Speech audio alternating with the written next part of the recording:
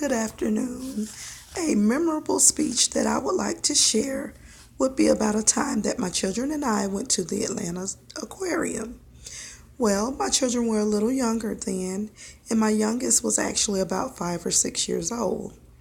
Um, he actually had never been there. My two older children had, and we had a fantastic time. My youngest's favorite movie was Finding Nemo. So, of course, when we got to the side where you can actually stand there and touch the sides of the aquarium and find the fish that you're looking for, we ended up standing next to another family that had children about the same age as mine.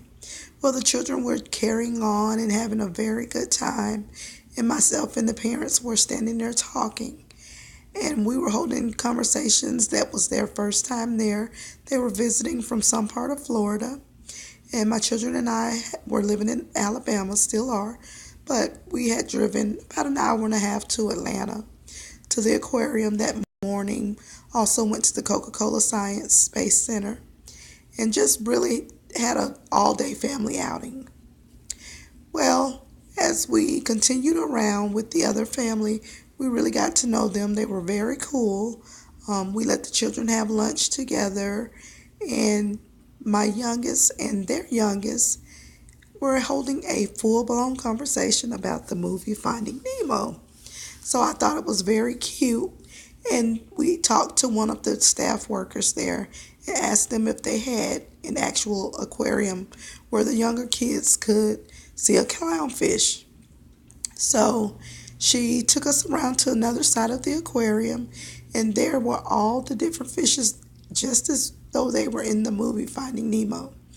And they had several clownfishes that were in there.